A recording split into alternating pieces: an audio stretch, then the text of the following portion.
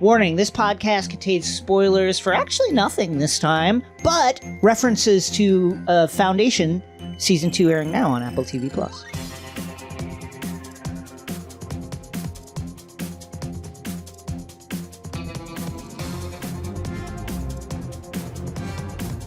Hello! My name is Jason Concepcion. And I'm Rosie Knight. And welcome to X-Ray Vision, the Crooked Media podcast, where we dive deep into your favorite shows, movies, comics, and pop culture. In this episode, Strike Watch. Then we're heading to Previously On for an SDCC scene report and a little talk about that Barbenheimer box office. In the Hive Mind, it's an interview with writer, producer, director David S. Goyer. And in the Nerd Out, some thoughts on Indiana Jones. Coming up, Strike Watch. The historic double strike continues, and some updates here. Dwayne Johnson, who we have been tough on this podcast, has come up big. We talked about in the previous episode how important it is that the most powerful and successful members of the WGA and SAG have been in this fight to support, you know, some of the people who are on the lowest rungs of the ladder. And here's Dwayne Johnson, who has come through with a historic 7-figure donation to the SAG fund per Variety. During the COVID-19 pandemic, the SAG-AFTRA Foundation worked to provide financial relief to many unions, 160,000 members via the Foundation's Emergency Financial Assistance Program, which will again be used during the strike. And just in recent days, it has been announced that Dwayne made a truly historic donation to the fund. Yeah, I think like you made a great point when we talked about the strike for the first time, which is like, this is the thing that makes us love comic books. It's like the people who are most powerful, who have the power, looking after the people who don't. And in this reporting, there was something really interesting, which I think sums up the power of why a union like this is, when it works like this, is really, really great. Because it was saying that Courtney B. Vance, who's the foundation, the SAG-AFTRA Foundation president and executive director Sid Wilson, actually wrote a letter to the 2,700 of the union's highest earning actors being like, look, we need money. Like, you're rich, give us money. And I'm like, that's exactly how it should be. And I love that Dwayne was the one who stepped up and was like, well, I'm giving 7 figures, so who else wants to jump in? So I'm ready to see more rich people giving money to this. Because like you said, this is for the workers who are going to be in a situation where they're not going to make healthcare this year. Yeah. The $26,000 that they need to make annually is not going to happen. And that could even be, if they were still working, that might have happened anyway with the way residuals are. So it's really great this is happening. I love to see it. George R. R. Martin, our good friend George R. R. Martin, has weighed in on the strike. The King, in his latest entry on his Not a blog, he has weighed in on the strike, calling it, quote, the most important of my lifetime. He continues, no one can be certain where we go from here, but I have a bad feeling that this strike will be long and bitter. It may get as bad as the infamous 1985 strike, though I hope not. Now, of course, George has been a member of the WGA since the mid-'80s. And he also continues with updates about House of the Dragon.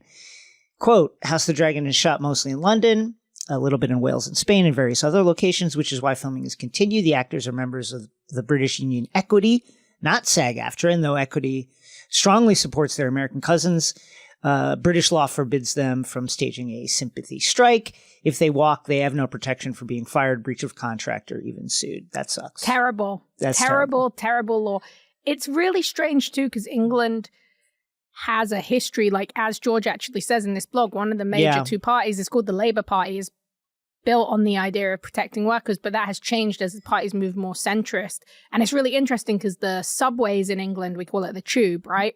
They have an incredibly powerful union, the transport workers, and that the fact that their union is so powerful has kind of been used to turn union sentiment in the public to be like, oh, well, they're getting it and you're not. When the big reminder that we all have about unions is, if you see someone in a job and you see them getting good benefits and going on strike to get better pay and they get paid better than you, don't ask why they're getting that. Ask why you're not going on strike to get it, you know? So it's kind of that thing. Yeah, I was actually even shocked, even though I knew the union protections weren't strong. I didn't realize they were, you can get fired and sued by HBO Max if you walk. Nuts. Not strong. Absolutely nuts. Also, wait, I just want to say as well, because this shows how scared the studios are right now. George R. R. Martin, his overall deal with HBO was suspended. That's right. On June 1st, which they're doing with a lot of people, but you don't expect him to be one of them. I think they're doing it. I will say it seems like they're doing it with everybody. They're taking the opportunity to not pay people. Now, there's a significant calendar date coming up in August sometime, which is I'm not sure of the exact day, but it will be the point at which contractually the studios have the opportunity to cancel some overall deals completely by claiming force majeure. This happened last time, and you would expect them to do it this time. You know, one of the talking points you hear is, oh, the studio actually likes this early part of the strike because they want to save money. They want to get rid of deals that aren't performing. I'm sure George will not be among those who are whose deals are canceled, but I think everybody everybody on an overall is not seeing that cost check cutting. there. And some of them may be done away with in the coming weeks. SAG approvals. SAG has granted approval for 39 productions to continue during the strike, including 2 films from the artistic darling studio A24. The list includes 2 projects from A24's the independent production company. The titles are Mother Mary, starring Anne Hathaway and Michaela Cole, and Death of a Unicorn, starring Paul Rudd and Jenny Ortega. So basically, SAG has kind of signaled that indie projects that aren't, they're going to like forensically look through their accounting, but anybody that's not taking money from the studios and is not going to be distributed by any of the major players is truly an indie movie. And as in the case with A24, studios who agree tacitly to the WGA and SAG's demands, it says we'll go by what your proposals are now. We'll just willingly do that, are allowed to continue shooting. So if question is if A24 can do it, why can't the rest of them? Yeah. We'll see where this goes. Yeah, you've been on the picket line, obviously. What's the feeling been on this? Because I've seen it's been quite controversial. Some people are like, yeah, A24 are doing it. That's amazing. But some people are also like, well, this is giving the biggest name actors paid work when people are out on strike who are kind of the lowest rung workers who really need that money. It's a little bit of a wait and see. I think everybody understands the idea, which is one, support the independent producers out there, truly independent film, number one, which is just a good thing to do. And number two, try and create these divisions by saying, hey, if you agree to our proposals, we can start filming right away. Like who else wants to come in? That's how the notably the agency campaign from a few years ago, which I won't delve into, but part of how that eventually resolved is, the studios one by one saying, okay, fine, we'll work with you. We'll work with you. If they can peel off some of the members of the AMPTP, that's all for the good. That said, I think that there's also some, okay, well, let's see how this goes, because I thought the idea was we're not working and we're all not working. So we'll see. Yeah. The AMPTP released a 23-page document a few days ago. We're recording this on July 25th. They released this document on July 21st, and it had their version of the, I guess, last few negotiation rounds with SAG-AFTRA, their proposals and counter proposals. You can find that in various places, but The Hollywood Reporter had a good write-up of it. But there's one thing that I wanted to, so one of the things that, of course, has been a sticking point is the issue of revenue sharing, AKA residuals, which is how many writers and actors keep the lights on when they're not, in the months, often, significant amount of months between jobs. And the AMPTP's position is that they don't want to pay him. Exactly. They don't want to pay those anymore. They say, well, the business has changed. Tech has come in. Netflix, Apple, and Amazon, and they have different cultures. Their culture is based on secrecy. They don't want to give up the streaming numbers. Any kind of revenue sharing in the success of a project would necessarily involve the sharing of the viewership numbers, and they don't want to do that. But I did want to point out one of their, so in their kind of counter to SAG's revenue sharing proposal, the AMPTP statement says, quote, "The union is proposing that performers share in the rewards of a successful show without bearing any of the risk. The union proposes to share in success, but not in failure. That is not sharing." I'll just say, one, this is the way it's been done in the, yes, of course, like the actors are not putting up their own money and mortgaging their houses so that, like, the project can go through. That said, throughout the entire history of TV, this is basically how it's been done. It's been understood. Yes, of course, the studios are making the capital investment, but anything that succeeds beyond, a certain set point, then it's time to share in the wealth. And the AMPTP now says, well, that's the old thinking. We're not going to do that anymore. I don't think that the unions should accept that. But number two, this idea that because the actors are not taking on a form of like scaled capital risk is actually completely wrongheaded. First of all, a lot of this is a fight for actors and writers to be able to, one, make their year, which is something that's gotten harder and harder. Making your year essentially means making enough money through guild work to qualify for health insurance. Now, anybody who has struggled to figure out, like, where's my health insurance coming from? How am I going to get it? Can I keep it? What am I going to do? Understands that, like, living in a world in which, one, you're trying to make it as either an actor or a writer, and two, trying to figure out, okay, do I need to get some kind of straight job in order to get benefits? You're taking a risk in your life just going out of the house without health insurance and trying to get it. One.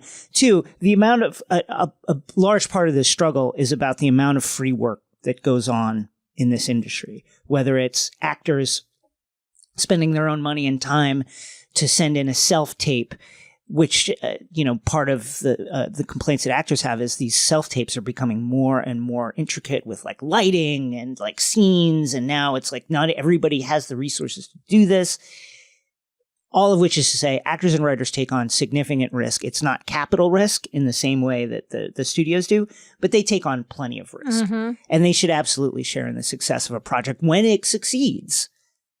Yeah, completely. And also, I mean, you talk about self-tapes. I also saw that there's been a movement for people to get paid for auditions because legally and contractually you are supposed to be paid for an audition. But that hasn't been happening for a really long time. So even these base protections that you would hope these actors are getting for this alleged small investment of time that they're giving, the studios haven't been paying them anyway. That's right. The strike continues. And we'll be covering it here on X Revision. Up next, previously on. It was SDCC, just gone. Our first SDCC since Twilight took over Hall H and invented Hall H culture, that there hasn't been a major studio presence inside the convention. Because I will say, when you go to San Diego, they always have activations. They have things that people can do without tickets. You can sign up online. And there were still a few of those. I believe FX turned up. I believe Hulu turned up with that kind of stuff. But inside, there were no major Hall H panels. There was no DC movies. There were no Marvel movies. There weren't even any big TV panels aside from a couple of little premieres where there wasn't any talent, apart from maybe a director who was able to turn up. But I have to say, San Diego was bumping. It was incredibly busy. Tiffany Babb, who's an incredible pop culture journalist and comic book journalist at Popverse, did a great write-up about how she spoke to lots of different retailers. Yeah, I read that. It was great. Yeah, like Silver Sprocket, one of our favorite indie publishers, they said they had their biggest preview night ever. And preview night's usually a pretty quiet night, mostly for industry folks. I spoke to multiple different exhibitors who said it was the biggest year they'd had. Quirk Books was also quoted in Popverse. So basically what happened... Funko, I believe, had a historic SDCC. Also, the Marvel booth. They had like a Marvel merch booth there that apparently did really, really well. Basically what happened was, because people were not in the Hall H queue lines, and there were not 6,000 people in Hall H. They were on the show floor. Yeah. And you know what I have to say? They were also in the panel rooms. I did 3 panels, all of which were busier than most panels I've ever done. But the one that really stuck out to me, and I think this is representative of a lot of people's experience, I did a panel with Webtoon called A Golden Age for Women in Comics. And the idea was to highlight that women have always been making comics, but they've just been erased from the narrative. And now, thanks to Webtoon, thanks to incredible indie publishers like Black Jose Press, the publisher Jimmy LaRousa was on the panel, women are being recognized for making comics, even though they've always been here. That is the kind of panel I've done at San Diego before about like disability or about different aspects of representation. And you get a eager crowd, but not a necessarily packed room, right? Those rooms can hold like 200-300 people. Our Golden Age of Women in Comics panel, which did feature Rachel Smythe, who makes Lore Olympus, who is arguably one of the most famous cartoonists in the world. So I'm giving her credit for how many people came as well. But that was a 1-in, 1-out panel. It was standing room only, and they had a queue outside to let people in. And I started to hear that other people, there was a queer horror panel, and that was the same thing where they had a queue outside. So what happened with Hall H not being there is it drove people into the show floor. It drove people into the convention center. And the coolest thing is people just were excited. The vibes were great. I didn't see anyone who was disappointed or who wasn't prepared for the fact this was going to be comics focused. And it was just a really wonderful experience. Also, I will say there was a lot of great strike support. There was lots of cosplayers with strike signs. Actually, like Duncan Crabtree Island came on Saturday to speak on a panel about AI and voice acting and kind of advocate for the voice actors. And there were people giving, I know Danny Fernandez, one of our friends of the pod, she was giving out a lot of strike pins. And one of the coolest things was they had these signs that were like SAG signs, and they said, support the strike, carry this sign. And people would just hand them off to each other. So you'd see like Deadpool carrying it, and you'd see, and it really kind of opened my eyes to the fact we obviously care about this stuff like deeply, not just because we're involved in it, but because it's something that we care about. We care about it because we love comics. We care about it because we love TV and movies. We want people to get paid. I don't think the studios realize how widespread that mentality is. That you can have a kid in a comics accurate Deadpool cosplay, because there was a lot of comic accurate cosplay because people didn't want to do movie cosplay because they felt like they were supporting struck studios. It was really heartening not only to see the love for comics, but also to see people recognizing that they understood why this SDCC was different. It was really cool. And I would say if I was in charge of SDCC, I'd be having very different meetings with the studios next year. Like, how can you help us? If you want this platform, we don't need it. But if you want the platform of being on Hall H, how much are you going to invest in the convention? How much can we use your resources to make this an even better place for comics, for the museum, for artists who can't afford an artist alley table? Because the truth is, Hall H not being there did not impact how that show was, aside from positively for smaller press and artist alley people who felt like they, especially by the end of the weekend, I heard that Saturday and Sunday, it was almost like on the first 2 days, folks were walking around kind of being like, okay, I've never really been on the show floor. What am I going to buy? Like budgeting it out like you kind of do. And apparently Saturday and Sunday, those sales just went absolutely crazy. That's great. That's great. And it's, it's interesting now. I'm kind of reflecting on the fact that certainly in the Hall H era, I have never once heard someone talk about the kind of Hall H culture and the immense lines and what it takes to get in there with any kind of warmth. No. It's like people don't want to queue out there for 2 hours, 2 nights, sorry. Yeah. It is only complaints about the whole rigmarole of getting through that. And it's nice to see that there was almost like a turn the clock back moment of the energy and the community is still here. It's not going anywhere. And to your point, maybe there is a conversation about like what the relationship will be in the future between the studios and Comic-Con. And hopefully that conversation can make the experience of Comic-Con kind of just better, easier. Yeah, and you make a great point, because I think something that was really special, so Dorian Parks, who's really great, who's a host and a kind of journalist in the same space as us, he moderated the Spider-Man 2 panel, which was about the video game, right? But what was really interesting was it was in Hall H, and so many people who would never have got to experience Hall H got to experience it, because that wasn't necessarily the 2-day wait. So I think there's a lot of lessons to be learned. And the thing that made me the happiest was that my worst case scenario was like, people won't come, or they will come and they'll be really mad, and it will affect the people who've invested thousands of dollars, who are indie cartoonists, who know that this is the time that they can make the bag that weekend. That can be the one show you do that really makes you money. And it turns out it was the complete opposite. And it was just an absolute delight to be there. And because people were on the show floor and there weren't Hall H lines, San Diego was actually pretty chill to walk around. So yeah, it was overall just wonderful. And I'm hoping that we learn a lot of great lessons and kind of see them come into play more as we go ahead. Up next, let's quickly talk about the insane Barbenheimer weekend. Wild. Okay, so Barbenheimer weekend has come and gone. Barbie is currently at 160 plus million and climbing. Oppenheimer as well is around 80 million-ish and climbing. Both movies are handily beating their projections. And the movies are back, folks. Here's my manager, Kenny, who you know, has been endlessly roasting me because I was not able to get into either. I really tried. My usual move is Friday morning or Saturday or Sunday morning. I'll take in a matinee for nice whatever matinee. the new, Nostalgia. Wonderful matinee for whatever the new movie is.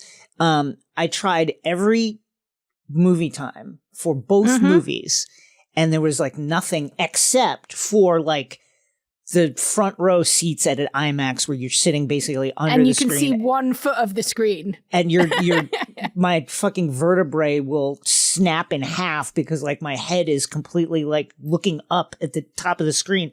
And I just couldn't do it. But 2 huge movies, obviously a marketing bonanza, and one of those things, a counter-programming coup in which both projects have been burnished by this entire scheme, part of which is just like the overall pettiness of Warner Brothers. So, you know, one of the things that has happened in the past that led up to this is Christopher Nolan, among many filmmakers, was upset with Warner Brothers' move to take movies out of theaters, only giving them a short run in theaters and then put them right on Max, right? Chris Nolan was upset about it too. He's a lover of movies. He wants movies to be seen in the movie theater, and he didn't like that. So he left his longtime home, Warner Brothers. And as a kind of like pettiness, I guess, they were like, oh yeah, well, we're going to have our movie, Barbie, open opposite Oppenheimer when you do Oppenheimer at your new place. And guess what happened? Both movies are succeeding through this because the Barbenheimer phenomenon has become a thing. Yeah, I mean, I read a really interesting interview with like the head of global marketing from Warner Brothers, and it used some terms I'd never really heard of. So there's like, you know, obviously paid advertising, right? Which is paid marketing, which I have to say Warner Brothers did an unbelievable job of. Like they did the weirdest, coolest shit. Like they did an Architectural Digest video tour of the Malibu Dream House, like Barbie Dream House. Like they just did really weird stuff that kind of hit in the shitpost era of the internet that we're really in. But he also talked about earned marketing, and that's essentially what Barbenheimer comes under the umbrella of, which is organic internet like fun, like people getting excited. And I mean, this is one of those wild moments where like neither of the studios saw this coming. Warner Brothers had Barbie tracking at, they had Barbie tracking at 75 mil, and Oppenheimer was tracking for Universal at like 50 mil. 50, yeah. These movies made $500 million globally over movies this weekend. Back, baby. $500 million.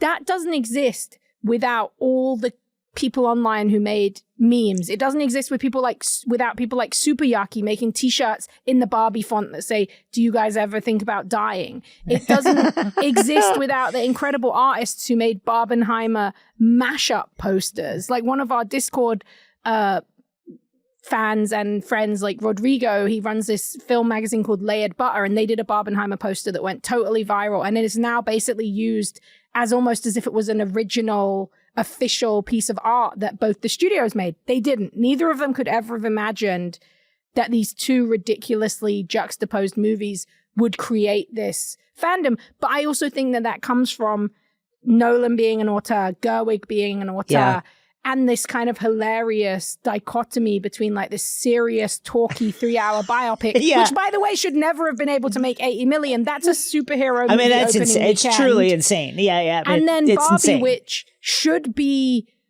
a flop that later finds a cult following, kind of like, Gem and the Holograms, though that has found less of a cult following, but something like Josie and the Pussycats, right? Yeah. Like that's kind of where people expected Barbie to land. So Barbie is now the biggest opening weekend of the year, beating Super Mario, which, by the way, had a ridiculous opening weekend. Yeah. Also beating Guardians of the Galaxy Volume 3. Also now the biggest opening weekend ever for a female director, beating both Wonder Woman and Captain Marvel. So beating two superhero movies. Also in the international box office, Barbie almost made $200 million over this weekend. And I have yet to see Barbie, because try seeing that in San Diego on SDCC weekend. People were not busy at SDCC. And today, obviously, bargain day at AMC. Good tip there if you want to save some money. $7 to see a movie. I looked, going with friends who work in the OC, and I looked from every theater from like Irvine down to LA, and it was almost impossible to find a ticket that was not in the front like 3 rows. Like, this movie's going to keep making money. The drop for Barbie from Saturday to Sunday was 9%. Wow. Which is basically unheard of. And Oppenheimer's was also really low, by my understanding. So I think that the Barbenheimer weekend is over, but the Barbenheimer summer is not over. Like, sorry to the Haunted Mansion, but you're not touching either of these movies this weekend. You just know that right now there is an entire floor of people who work for like Apple Studios marketing who are trying to figure out who Napoleon's Barbie is. Exactly. Like, this is what I'm saying. Dude, how upset do you think every studio is right now that they can't be on the phone to like every screenwriter and every director being like, so do you want to do like Street Sharks? Is it like, can you think of like an A24 take on like Street Sharks? Those meetings would be happening if the strike was not on. And I know they're all sitting there stewing in their juices, writing things like Gritty Polly Pocket, like trying to find ways that they can do this. I love that. What is Napoleon's Barbie? I am ready. Can we rush an indie Carmen Sandiego movie to the theaters in time for Napoleon? She's got to go. I feel like those conversations are happening. And, this is one of those things where the real truth is there really a lesson here? It's hard to know, because counter-programming has always worked. This is organic. You can't really replicate it. But the lesson that studios are going to learn is like, toy movies, but with like an auteur director. Yeah, that's and also like, I guess biopics can make a lot of money now if they're programmed against something like that. So yeah, I did see, I don't think it was a coincidence that yesterday they announced that Ryan Reynolds is rebooting Biker Mice from Mars. Yeah. So I think we're going to see that, what we've been seeing as the IP rush for comics, I think we're going to see that moving back to toys, which it hasn't been for quite a long time. So that'll be interesting. I'm sure we're going to get many terrible toy movies, but maybe some good ones too. Yeah, I mean, listen, Transformers is out here. G.I. Joe has been out here. Lego has been out here. The toy movies have been doing well. It'll be interesting to see what's next. But this is the first one. This is a culture movement. It's moved the culture. This is in the top 4th opening weekend of all time, only beaten by The Force Awakens, Infinity War, and Endgame. So now toys are in that. They're in that superhero movie space, and it beat Transformers: Dark of the Moon as the biggest movie based on a toy. So yeah, toy movies are back, baby, for better or for worse. Up next, our interview with David S. Goyer. Welcome to the Hive Mind, where we explore topics with an expert guest. Today, we're thrilled to welcome writer, showrunner, and director David S. Goyer to discuss his career, creative process, and foundation. David, thanks for joining us. My pleasure. I'm a fan, and I was happy to return the favor because you co-host that other podcast you and I do. And it was a delight to do it. So how is your summer going? Well, I was filming something, and we got shut down because of SAG, and I was over in Europe, and we got shut down early Saturday morning, and then I booked a flight on my phone right there and went back to my hotel and packed and got on a plane about 5 hours later, and then I picketed in LA yesterday in 95-degree heat. But it's a crazy once in a lifetime situation and completely justifiable. But I'm also, after spending the bulk of my last 4 years over in Europe, I'm really grateful to have this time with my family and not during a pandemic. So that's the silver lining for me. Could you tell us about that? Obviously this strike is another bit of complexity and challenge on top of everything, and it impacts everyone industry wide. But what the show that you were making is so grand and complicated. You just mentioned that you were in Europe for a lot of the last couple of years. Tell us about some of the challenges that you went through producing that. I mean, Foundation's the most complicated project I've ever worked on, and we don't film it in sort of a volume, a VFX box like some of the shows out there. We film more than half the show on location. In season 1, filmed in 6 different countries. I think season 2 filmed in 5 different countries. Wow. We do what we call cross-boarding, meaning like the schedule gets. We don't film one episode and then another. Everything gets put in a blender.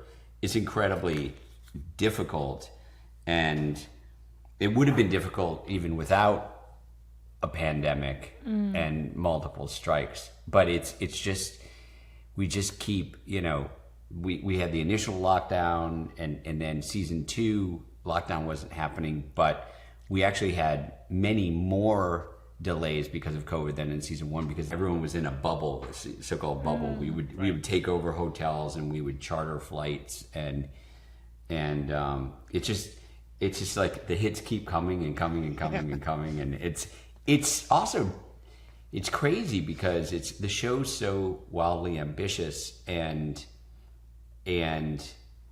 I'm so grateful to have made the first 2 seasons, but like all of the changes, the seismic changes that are happening to our industry are like, I worry they're the very things that will make a show like ours not possible anymore. So who knows, Yeah, I mean, there's lots of things that from the very inception of adapting Foundation, you're in a situation where it's going to be a challenge, because there's many things over the years that have been called unfilmable. But this is probably like one of the most unfilmable things. So what was the origin of you wanting to adapt it? Or what was your origin with Asimov's Foundation, and kind of how this came to become a TV show?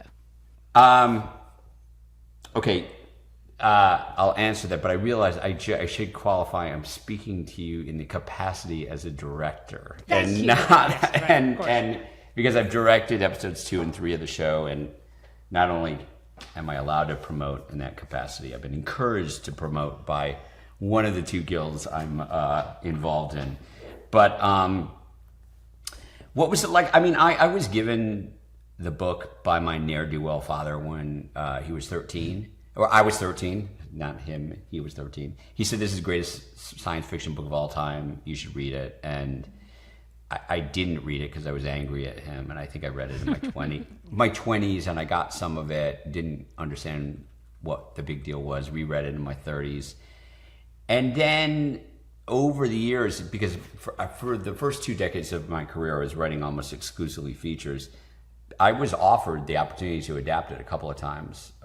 Once with Warner Brothers and once with Sony. And even then I just thought, people were thinking, we want to do a trilogy of films. And I just didn't think it was possible to condense all of that. It's anthological in nature. A lot of the stuff's been strip mined, by Star Wars and Dune, and how do you make it new again? And so I said no a couple of times. And over the years, just like everyone, I would hear, this person or that person is trying to adapt it. And also, I'm not sure I was a sophisticated enough writer to have adapted it earlier on in my career. But then maybe, 5 years ago, streaming had started and people were suddenly tackling these big novelistic projects and saying, okay, now you've got at least 10 hours or 20 or 30. And then it seemed like it might be possible. And I'd had enough weighty adaptations under my belt to be crazy enough to try. But what was crazy was I was wading into adapting Foundation at the same time I was wading into adapting Sandman. But another famously unfilmable project. Yeah. And I just thought it was just so surreal. And I'd flirted with Sandman for more than a decade as well. And they both sort of came together at the exact same time. And then it just was a race. I was meant to run either one of them. And it was just a race as to which one was going to be greenlit first. And Foundation was. So then after working on the initial adaptation, with Neil and then Alan Heinberg took over that. But I don't know, did that answer your question? I got lost in my answer. Yeah. By the way, I heard you, Rosie, describe me as a friend of the pod on one of your podcasts the other day, and I'm honored to be considered a friend of the pod. Although you and I have never spoken prior to this, so you know what? Jason's friends, my friends, pod friends. All right. You mentioned that you didn't think that maybe you were a sophisticated enough writer when you first thought about it. Some people would argue I'm still not, by the way. What is it about your writing evolution that you think it made you able to take on that project at that particular time? What had changed? What had you learned? I think that, I guess over my career, I started to become the sort of one of the go-to guys to adapt, to take on like weighty IP or complicated IP. And I just remember, I think one of the things that changed was when Chris Nolan and I were working on Batman Begins. And we had this very methodical approach to Batman in which we would just, before we even came up with a story, we spent weeks just talking about what makes Batman Batman. And so writing lists of the things that we felt were like essential Batman tropes, and then things that don't make Batman Batman. And then this was crazy at the time, but we flew to New York and we met with all the editors of DC for 3 days, and we asked them the same questions. And they said no one in all the decades prior to that had ever even asked DC what made Batman Batman. And we just thought it was a no-brainer to do it. And so then before we even came up with the story, we just thought, okay, have we identified the core DNA of this thing? Do we have it right? And the editors at DC, Paul Levitz and people like that at the time, even Neil Adams, who we talked to, felt that we had gotten it right. And then we started building our story. And so what's amazing to me is how many people don't do that. And so that is an approach that I've just applied then to everything I've worked on over the last 2 decades, is just try to figure out, what makes this thing unique, and can I tell a story that doesn't betray those elements?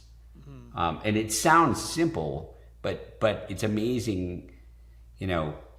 I've talked about this before, but like I had this feeling, like with a lot of superhero adaptations, that they'll think about, okay, what villain are we going to use, and then build a story around it, as opposed to figuring out what makes, superhero X, and then figuring out what's the right villain to tell that story. So Chris and I did not decide we were going to start with Ra's al Ghul or the Scarecrow. We were going to tell this story about Batman overcoming his fears, or Bruce Wayne overcoming his fears, and having all these daddy issues. And so fear led to Scarecrow, and daddy issues led to Ra's al Ghul, who's one of the only villains, that was like more parental.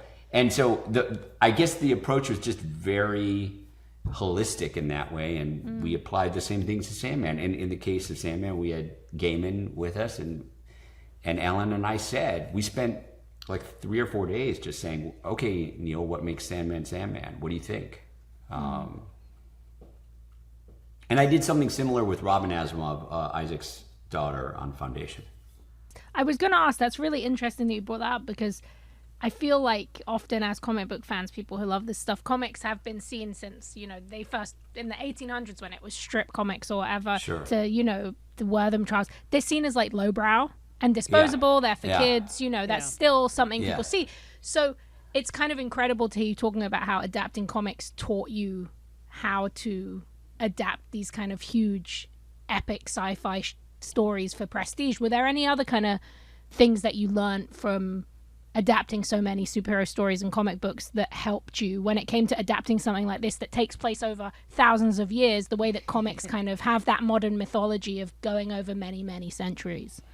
Yeah, I do think that it's funny if you go to classic comic book storytelling, right? I think comic books are the closest to serialized TV storytelling as almost any other art form, right? Because you've got the individual episodes, which are akin to the individual issues, and then you've got these arcs, which would be akin to like the season, and then you've got like the super arc, right? And so because I spent so much time reading comics as a kid, that's just the way structurally I think. So with regards to Sandman and Foundation, we definitely think about, okay, this is a serialized story, but can each episode be a complete meal?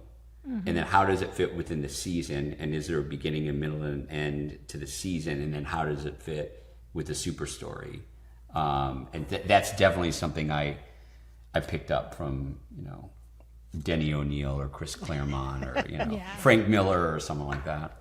Can I ask you about there a few years ago? You can ask me anything, Jason. A few years ago. We'll see whether or not I answer. Well, since we're on the subject of comics, a few years ago, a letter that you wrote to Mark Grunwald, editor at Marvel, Mark Grunwald, who's then in charge of the Captain America book, emerged, and it was you basically giving notes on a particular storyline and the challenges the character faced in that particular era, the mid-'80s, with Reagan in the White House. Did you always take comics that seriously? And was it in your mind to be a writer at that point? Because surely, it's not very many people write a 700-word letter to the editor to Marvel Comics. Yes and yes to both those questions. I also have a letter in the Alan Moore run of Swamp Thing, American Gothic, which I'm very proud of. In which I incorrectly guessed at what was behind all the various sub monsters that were going after Swamp Thing. But I've probably got about. I will say this: every letter I wrote got printed. I probably have about 7 letters printed. That's a solid run. Yeah. But I was, growing up in Michigan, going to my local comic book store, and I don't know, from the time I was about 4th or 5th grade, I thought about becoming a comic book writer first and foremost. Mm-hmm. And the idea that I would become a screenwriter was just crazy. We didn't know anyone in Hollywood, but a comic writer felt like attainable, possibly. Mm-hmm. And I revered them. I just thought, because I was coming up in the Teen Titans when that started, and I was reading Byrne and Claremont's Uncanny X-Men while that arc was happening, like in real time. And it was when it was, I think it was bi-monthly. And that was just blowing my mind. That was one of the first ones that really blew my mind, was what was happening with X-Men. And I just thought it was amazing, you know. Yeah, well, I will say there is a grand tradition. One of my favorite things, I have a lot of back issues, and one of my favorite things to do is read the letters page, because you actually see a lot of letters from people who would go on to write comics. George R. Martin, and you see a lot of notables. You can go in there and you'll find letters from like big name people, and you'll be like, Totally. oh, okay, you were the fan, you know. So what was it like to then go from being one of those fans and then continue that tradition of actually getting to write comics? Well, the funny thing is, I wrote movies before I wrote comics. Right. Like a lot of people write Wild. comics. And they go to write. And then I had already, you know, was making a healthy living. I'd already had Blade come out, and then randomly I was introduced to James Robinson, who was on the Starman run at the time, and we met and we had dinner one night.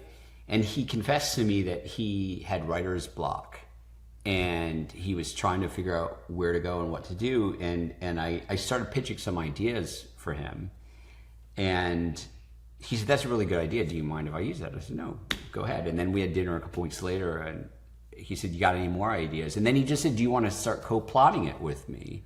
Because I feel bad I'm using so many of these ideas. And so then I did, and I co-plotted it with him for a while, and then he said, hey, DC wants to revive the Justice Society. Do you want to just co-write it with me? And I said, sure, that sounds great. And the irony there was James bailed in the second issue. His name is still on like 5 more issues, but he bailed. He had this sort of crisis of conscience, and I'd only written like 2 full scripts. And DC said, well, do you want to keep writing? We like it. And I said, sure, but I need help. And so here's what's really crazy at the time was I was also friendly with Jeff Johns, who had just written, I think he was still like Richard Donner's assistant, and had just written, like, I don't even know if Stargirl had come out, but he had like written a proposal for something. And I said, hey, Jeff, do you want to write this with me? And DC wouldn't, I had to like really pressure them to approve him to co-write. You changed the course of comics.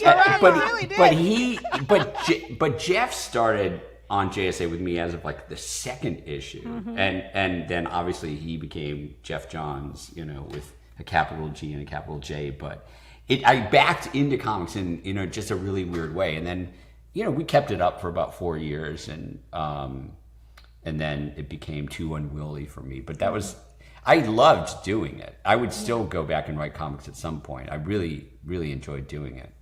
I didn't do the Marvel method, though. We wrote full scripts. Better to do it the full script way. So how did you break into screenwriting then? I remember, I've told you this story before, but in 98, I worked in a movie theater. So I saw every single movie that came out in 98. Every single movie that came out that year, I saw in the theaters, including Blade and Dark City, two of your movies. Which, came out the same year. I know. Crazy. So how did that happen? The short version is I didn't know anyone in Hollywood, couldn't figure out how to make a path into writing. So I was going to become a cop in Michigan. I was going to become a homicide detective. I was going to get a degree in police administration, go to Michigan State University. And then my high school teachers said, oh my God, you can't do that. You got to write. Which I'd wanted to, but I had a single mom. We didn't have much money, and they kind of staged an intervention. They came over to our house for coffee and said, they suggested I apply to USC screenwriting. And my mom said, we cannot afford it. And they said, we think he can get in and just get scholarships and whatnot. And so we had enough money with financial aid for me to attend 1 semester. Wow. And I got in. And this was an undergraduate degree, and then every semester was sketchy as like whether or not I could keep going. So I worked 2 or 3 jobs, and I would apply for all these grants. But I made it, and I busted my ass, and in the program you were meant to come out with 1 screenplay, and I had 3 by the time I was done. And in my last semester, I thought, oh, I'm going to get an agent. And I remember reading about this particular agent who'd become an agent, I believe at ICM at the time, which is one of the, I think they're defunct now, right? No longer with us, yes. Yeah, they'd been absorbed by Yes. one of the other mega Yeah. agencies. Yeah. And I read about this guy who had, he'd gone through Berkeley in like 2.5 years and become an agent at 23. And I thought, oh, that guy seems like a real, firecracker. I'm gonna have that guy be my agent. So I started cold calling his office from my dorm room. And I called, I think it was 42 business days. I would say, hey, this is David Goyer, I need to talk to so-and-so. Finally, on like the 42nd day, it became a joke. I was in my dorm room. I was like, what do I care? Yeah. And finally, the assistant, he jumps on the line and says, who the fuck are you and why you keep calling me? And I realized I forgot like 30 seconds. And I said, listen, I'm about to graduate USC Film School. I'm going to be a giant filmmaker one day. You should represent me. You're going to kick yourself if you don't. And there was this pause, and he said, okay, send me your script. But don't fucking call me every day. It's going to take me a while to read it. So, and by the way, I had nothing to lose. I was in my dorm room, in my underwear. And so, I waited 2 weeks, and then I started calling him again. And for another couple of weeks, finally he answered, and he said, I'm going to sign you. And so I got an agent before I even graduated. Wow. But what was interesting is he said, and your script's really good, but I decided I was going to sign you even before I read it. And I said, why? And he said, because you were so damn tenacious that I just thought this kid's going to succeed. And then I graduated, and I got a job as a production assistant on a studio, and it was my job to deliver mail around the lot and also snacks. Like I had like a hand cart with, and I did that for about 4 months. And at the time he said, I thought I was going to write funny, sort of like American Werewolf in London movies. Yeah. And he said, can you write, I think Die Hard had just come out, and he said, can you write an action movie? And so I studied some, and I wrote one. And after 4 months, he said, I think I can sell this. And like 2 days later, he sold it. Wow. And he sold it to MGM, and he sold it for more than 10 times what I was making as my yearly salary as a PA. And he sold it to Jean-Claude Van Damme. and who had just come out with Cyborg. Wow. And I hadn't watched any movies anywhere. I remember this. He called me at work. This is before cell phones. And he said, Jean-Claude Van Damme wants to buy your script. Do you know who he is? No. And I could hear him like unfolding the newspaper. And he said, there's a show at like 1:45 at the Chinese Theater on Hollywood Boulevard. Go see it and meet with him at like 5 o'clock. So I feigned sickness. I saw this movie, which is terrible. Then I met with him. Not his best. Yeah, not his best. And I met with him, but he was, say what you will about him, but he was effusive, and he said, "You're a great writer." And I remember, I can't do a Belgian accent, but he said, "I will protect." He said, "Hollywood will try to destroy you, but I will protect you like an eagle." And they made the movie, and like 2 months later, I was on the set. So I was 22, and it was 4 or 5 months out of school, and Then I kicked around and did some other Jean-Claude movies for a while, and then eventually I got the gig to write Blade, and that was the first time that Mike DeLuca, who was running New Line at the time and now is running Warner Brothers, just let me write what I want to write. And just didn't give me notes. And so, I guess the proof is in the pudding with that. Another long answer. That's a great one. One great answer. And I love that Jean-Claude Van Damme story. That makes me very happy as someone who is a huge fan of his spin kick. Protect you like an eagle. Yeah. I mean, that's the most Jean-Claude Van Damme thing I've ever heard. He's going to protect you like an eagle. Okay, so let's talk about Blade. Because A, it's like a fucking masterpiece. Yeah. And B, that essentially establishes the superhero genre for the next, still now. It's still going on because of people cite X-Men, the first one, which was great, but Blade came first. And it's Marvel Studios, you have this So could you talk a little bit about Blade? Like, was that a character you'd come across before? Did you go back and read the black and white stuff? Or was this just a story? I mean, it's such a cool concept that you were just like, I immediately know what this is going to be. Well, I was a giant comic book geek anyway, so there was almost no Marvel or DC character that I wasn't familiar with. So I had read all of Tomb of Dracula, and I'd read the black and white, sort of more mature magazine stories. And I was completely familiar with Blade, and I had heard that New Line wanted to make.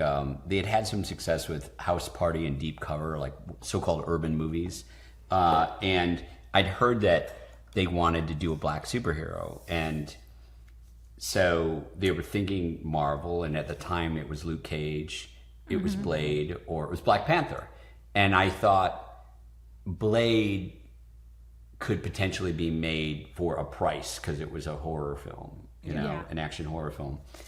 And I was also I was watching a lot of Hong Kong action films at the time, way before they became in vogue. Yeah. And so I had this crazy idea, like movies like Bride with the White Hair and stuff like that. I had this crazy idea to fuse like Hong Kong action films with vampire movies with it was just like, I don't know why I came up with it, and I pitched it, and I pitched a trilogy, I remember, to DeLuca, and I said, I'm going to pitch you the Star Wars of vampire films.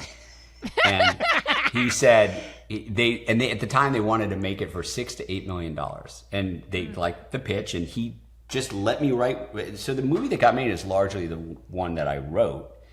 But the funny thing is, he said $6 to $8 million, and my first draft came in, and they budgeted it, and it came in at $45 million, and it was R-rated. And the crazy thing is, DeLuca, who took these huge risks at the time, just said, "Screw it, we're going to make it." And then eventually, the budget even escalated to $55 million, and people were. Spawn had come out, and people were just making fun of the movie before it came out. I remember reading early chatter, even on like Ain't It Cool way back when, but I knew what we'd made, and I knew we had the goods, and it was amazing being in those first couple of audience previews, because you could just feel the audience like, oh my God, this is something we've never seen before. It was cool. Okay, sorry, I just need Jason. I know we usually have a format, but I need to know about the blood rave, because it is like one of the most iconic sequences ever, and is now like constantly spoken about. It's and memed, and it's memed. And also it's like, the Batman, there's definitely like they have the rave sequence there, and it's like definitely red and very themed in that. Could you just talk about that? Like, because did you know that was going to become like such an iconic moment? Well, look, that was in my pitch. Wow. Was that opening? I mean, I pitched that scene because I was trying to reinvent vampire movies and vampire stories, and I just thought, what's the most decadent, thing I can possibly think of? A kind of vampire let them eat cake or something like that. So that was in the first pitch, and then Steve Norrington did an incredible job shooting it. It was completely miserable. We shot it in Los Angeles, and we shot it over the course of I can't remember how many days, but it was hot, it was summer, and the crew had to wear those sort of like white hazmat suits, like Breaking Bad, like clean suits. And it was all this fake blood, and the floor was really sticky, and it smelled awful. Just awful. And you couldn't walk around without your feet sticking to things. And it was a miserable sequence to film, but I don't know. It's look, we're talking about something that I wrote 27 years ago. Like, where did I come up with the idea? But I was just trying to come up with breaking down the conventions. I was trying. Look, don't get me wrong. I love Hammer House of Horror films. But I was trying to come up with the anti, Hammer vampire story. Yeah. And also tip into blaxploitation and all of those things. It's crazy that it worked. Yeah. Because we were sort of fusing so many different elements. So you're a writer for a number of years, an increasingly successful writer. You become the go-to guy for adaptation, comic adaptation, IP stuff, as you noted. How do you then make the transition to director and showrunner? And how hard is that to do? Good question. Well, at the time when I started to do it, it was very hard because I built up a head of steam as a screenwriter back in the days when one could make a good living as a screenwriter as opposed to what's happening right now. And I was a fast screenwriter, so I could write 4 feature scripts a year. And I was making a really good living. And I had the fortunate, well, I would say with Blade and Dark City, those were the first times I'd worked with, genuinely good directors, and I'd worked with some not so good directors prior to that, and I'd seen one of the things that's hard as a screenwriter is you can have your name on a movie or a teleplay, and up to 30% of it could be rewritten by other people, but they won't get credit. Their names won't appear, but you get the blame if they've massively altered, And so I'd had this experience of just either being rewritten by people or worked with some mediocre or bad directors. And I wanted to retain more control. So I wanted to start producing and then eventually directing. And I thought, well, I can at least be a mediocre director. And maybe at the beginning I was. I think I got better at it. And it's the whole 10,000 hour thing. But it's hard because my agents did not want me to do it. Yeah. They were making money off of me. Dave, we got a good thing going here. Yeah. And so people don't want to give a first-time director a shot. So I adapted a book called Zigzag that I had a budget for $2.8 million, and Wesley agreed to do a cameo. He worked on it for 6 days. He was like the anchor, and then I got some other people like Oliver Platt and Natasha Lyonne and John Leguizamo. And I worked in that movie for a year, and I took what's called scale. So I can't even remember what I made to write it, something like $18,000, and to direct it $40,000. And $58,000 seems like a lot, but I was making far more than that as a writer, and my agents were not happy with me making the shift. And how much more complicated? Because obviously you've been in this business now so long and seen so many changes, and now you've got productions on TV/streaming that are essentially multi-episode movies.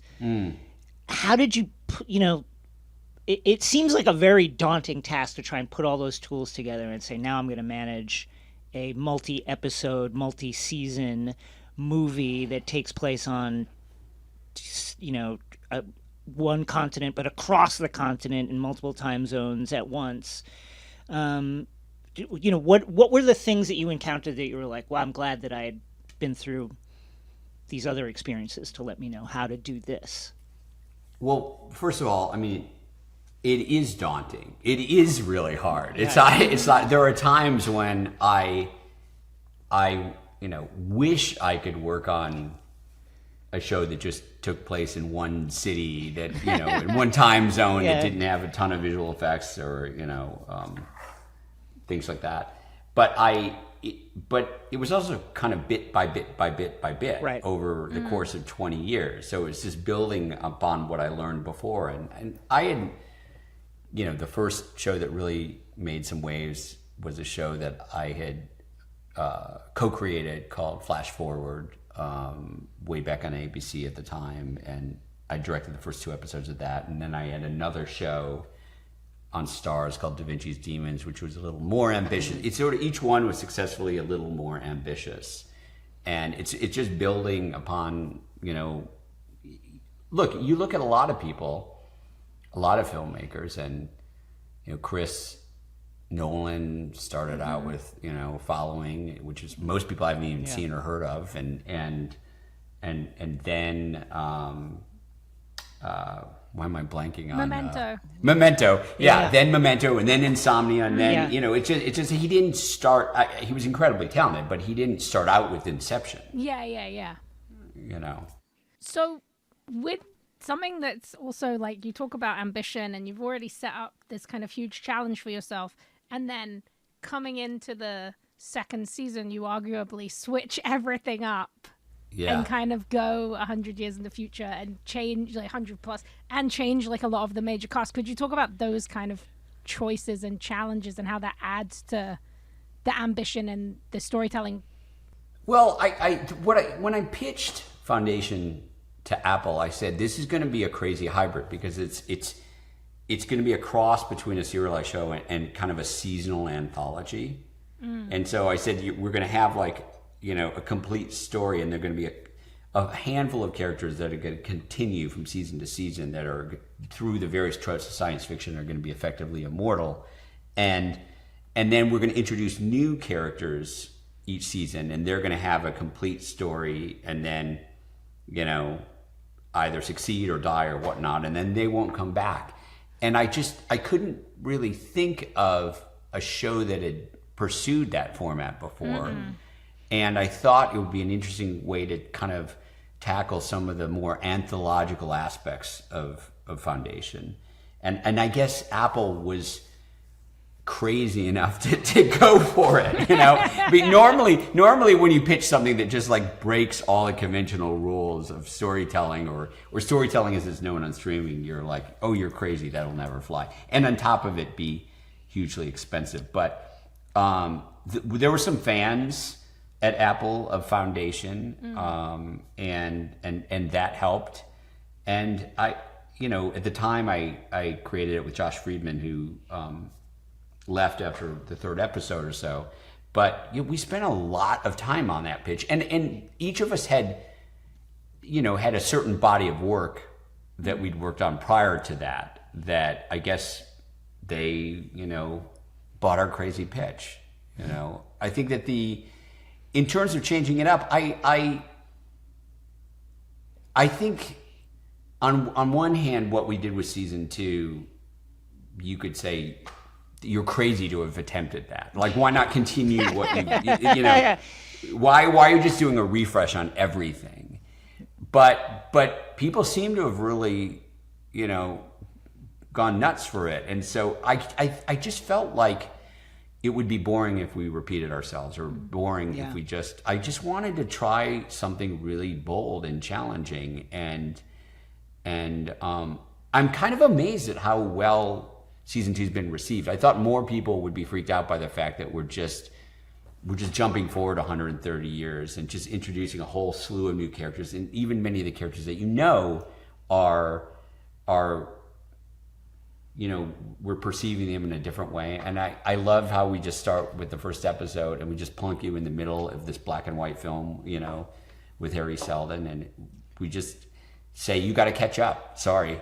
I don't know. That excited me. And I am amazed, though, that it didn't throw more people, I will say.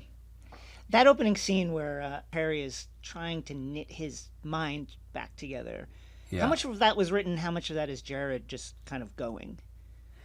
About half. So we wrote some stuff. I will say this: it's not all random. Well, because you've seen this season, like some of the stuff that he says loops back around, and people will go, "Oh, interesting."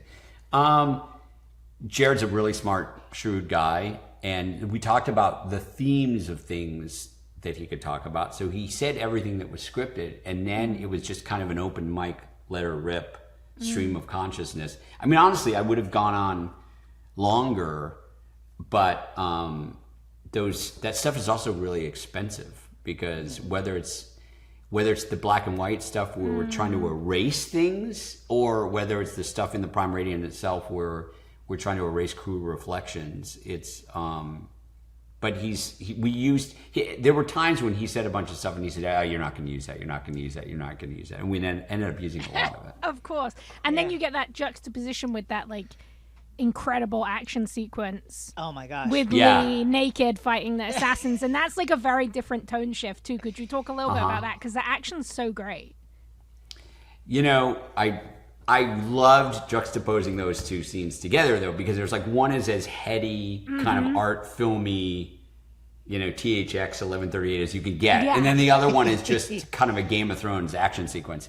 But I wanted to challenge the audience and challenge people's expectations of what, if they'd seen season one, or even if they hadn't seen season one and they'd heard about it, what kind of scenes we could take on in the show. Because I think there was, some people had heard about it, but maybe there was a barrier to entry because they thought it was like too highbrow or too heady cerebral. Or too exactly. And it is still cerebral, but I thought it's a big tent and we can embody a bunch of scenes. And I'm excited with, you know, I don't know when this episode is going to drop, but episode 2 will drop the 21st, and we also start to introduce some more elements and some more dry humor as of episode 2 and particularly with episode 3. And once again, I'm excited for the audience to, you know, on the surface of it, it feels like it wouldn't work, but it does work. And you realize it's also Foundation is so serious that it's good to have some characters that don't take psychohistory seriously or the Empire seriously. It's good to have characters like that kind of in your quiver. Yeah. Well, David, this has been such a fun conversation. Thank you so much for joining us. Yeah, thank you very much. My pleasure. And if I can do a tiny plug. Yes, please. Please. I've got a little website that I've neglected for a while, but I've also because of the strike and stuff, davidsgoyer.com. I'm doing show notes as episodes drop, and I'm also including kind of behind the scenes making of photos and things. And so if people want to log on to there, and I'm going to put together a mailing list, they can get some more sort of fun behind the scenes details. And that's all I got. Cool. That's awesome. Thanks again, David. My pleasure. Up next, Nerd Out. In today's Nerd Out, where you tell us what you love and why, a theory you're excited to share, or a quick question we can answer, Matt offers a thought on Indiana Jones. Matt begins with some kind words towards us. Thank you, Matt. I won't make everyone listen to them, but we appreciate you. Matt says, with Indiana Jones back in the limelight, I wanted to share a realization I had during the last time I watched Raiders of the Lost Ark. Throughout the introductory sequence, walking through the Peruvian woods, encountering bats, double-crossing aides, outsmarting traps, shrugging off scary wildlife, even taking a gorgeous relic and surviving a collapsing tomb, many exclamation points. There is not so much as a hint of the legendary John Williams theme. It's only when Indy grabs the vine to swing into the water and escape his pursuers that we hear those trumpets blare out his motif. That got me reflecting on how the heart of Indy is truly the escape. He doesn't get to keep the Ark at the end of Raiders, or the Shankara stones at the end of Temple of the Doom, or the Grail at the end of the Crusade, or the skull at the end of Kingdom. I haven't seen Dial of Destiny yet, but I kind of hope it keeps to this tradition of Indy getting into something way over his hat and just making it out by the skin of his teeth, because that's who Indiana Jones is. The ultimate fuck around and find out hero. Thank you for indulging my observation, sending you all the love in this nerd's heart, Matt. Thank you, Matt. I think that's true. I think it's all about the escapes. It's about the close calls. It is about that. I've been thinking about something we talked about during our conversation about Indy, and that's how in the final act of most of these movies, the agency goes to a higher power, God, aliens, whatever, and it's actually not Indy kind of doing whatever the big thing is at the very end of the movie.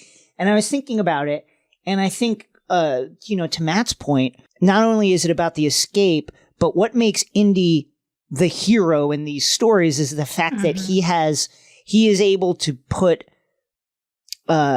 whatever the object and the power behind the object is in the correct framing. He understands, like, I'm just a man. I'm not going to fuck around with God.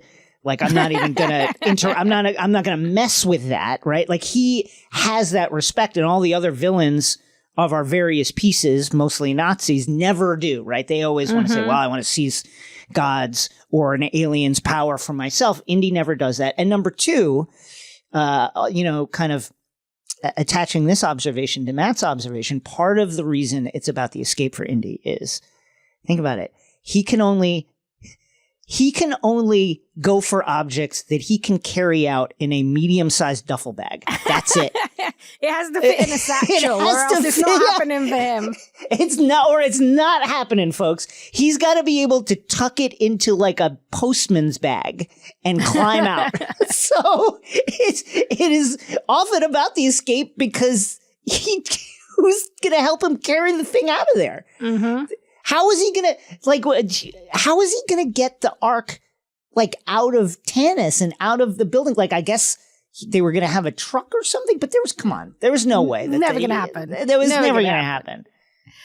Thanks, Matt. If you have theories, passions, or quick questions you want to share, hit us up at xray@crooked.com. Instructions in the show notes. A huge thanks to David S. Goyer for being so generous with his time this episode. And that's it for us this episode. Rosie, any plugs? Yes, I'm going to plug mutual aid. It's very hot out there. So on Saturday, when I was leaving San Diego, I went to CVS. I bought $28 of water, which was like 6 big cases of water, and I just handed it out to all the folks who live in San Diego year round. If you were at San Diego, there are loads of great mutual aid organizations there that you can donate to if you weren't able to be there and help out the folks when you were actually at the con because you were busy. There's a great one called We Got SD. That's their Instagram handle. Also, if you have a freezer that is big and you live in America, maybe because a lot of the freezers here are really big, put a case of water in your freezer. Then when you're driving around, if you see anyone just sitting out in the sun, you can just give them an icy bottle of water. Cold water saves people's lives in these heat waves.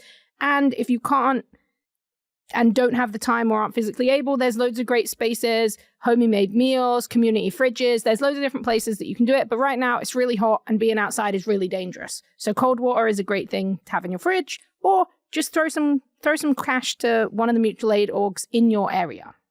Well said. Catch the next episode of X-Ray Vision Friday, July 28th for the finale of Secret Invasion. We'll be there. Yeah, Secret Invasion. It's the final episode. Yeah. It's time. It's happened. Yeah. You can watch full episodes of the podcast on YouTube and check out our Twitter at XRVPod and our Discord to hang out with all those cool fans we're always talking about. 5-star ratings, 5-star reviews. We need them. We got to have them. You got to give them to us. Here is one from Ash. It's the only podcast I prioritize listening to. Wow. If you care about any nerd stuff at all, this is the podcast for you. I've been a loyal listener since episode 1, and I love the show so much. I even joined the Discord, something I'd never done before. Welcome, Ash. Yeah, thanks for joining us. See you next time. Bye.